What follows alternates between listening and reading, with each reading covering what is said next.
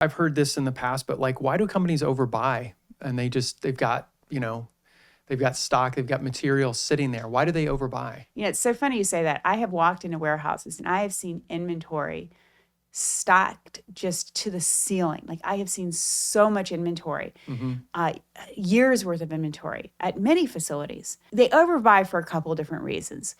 They overbuy due to instability. If they feel that the market is unstable and they can't predict how long something's going to take to get here, they're buying overseas and it takes 6 months to get here, they'll tend to overbuy and they'll put too much into inventory.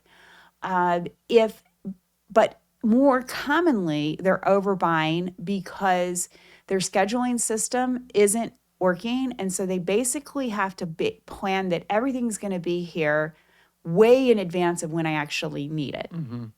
And so they end up having more inventory than they need on their floor. They're not buying it at the right time for the right amount of turnover. And then the other thing is I ask companies, well, what is your goal for inventory turns? And I get a blank stare a lot of the time. Basically, leadership has not defined what it is the appropriate amount of inventory. And you need to think of it in terms of dollars. This is a dollar value decision. What value should I have? And what should that value look like relative to my work in process, relative to my sales? And so this needs to be thought out strategically at an executive level in order to set the correct goals so that the people doing the buying are buying to the strategy that comes from the executive team.